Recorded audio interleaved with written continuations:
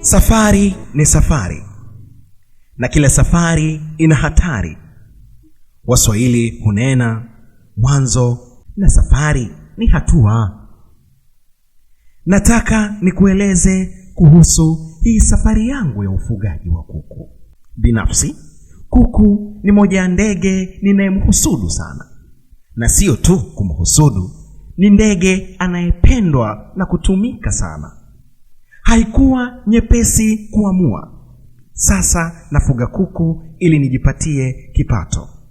Ilihitaji muda kuchukua, familia kuishirikisha, mawazo kuyawasilisha, lakini pia utafiti ulioridhisha. Sasa nakwenda kufuga kuku. Awali ya yote, huwezi kufuga kama huna elimu.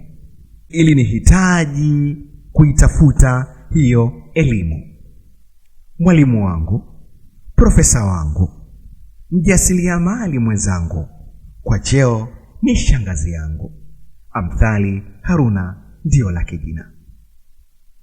Amekuwa zaidi ya mwalimu, zaidi ya mshauri, zaidi ya kila kitu kwenye ufugaji wangu wa kuku.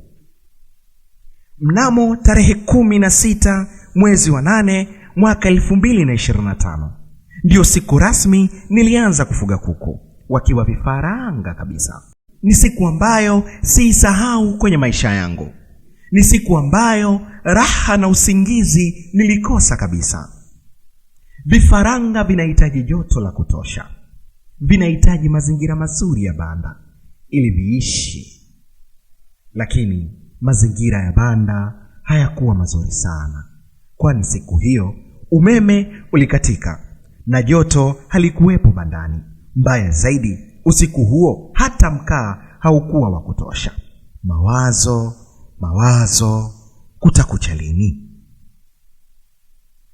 Kulikucha salama, lakini kwa bahati mbaya kifaranga kimoja tulikifunika na pipa la maji ya kunywa.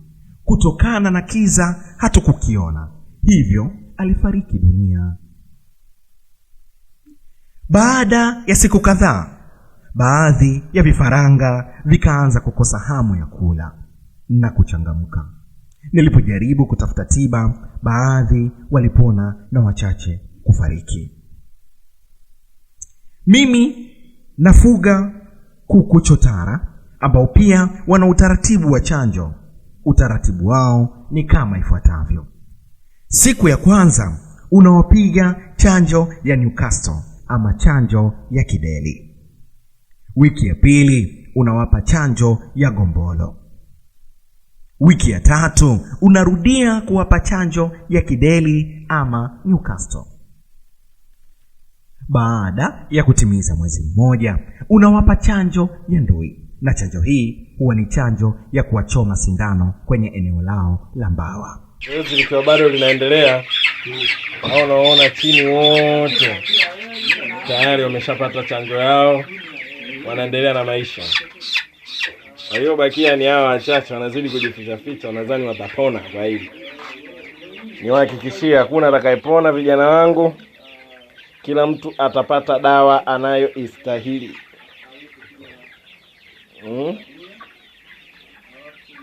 Hapo nasema? Yes, kupata.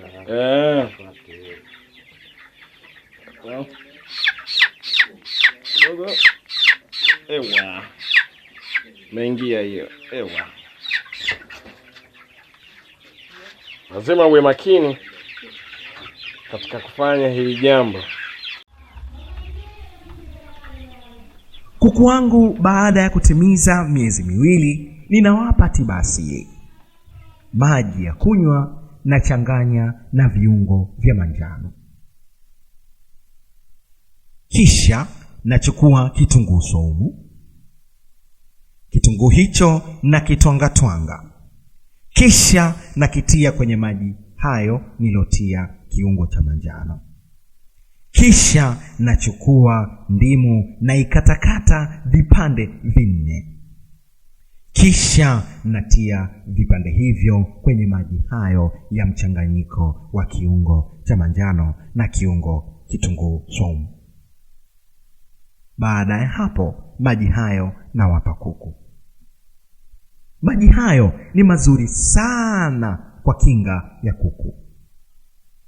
Yanawalinda dhidi ya maradhi mbalimbali. Lakini pia kuku wangu nawapa majani ya mpapai. Unachukua majani ya mpapai, unasaga kwenye blender. Kisha majani hayo unayatia kwenye maji wanayokunywa. Maji hayo husaidia sana kwa kuku dhidi ya maradhi ya minyoo. Natamani niendelee kukueleza zaidi kuhusu safari yangu ya ufugaji.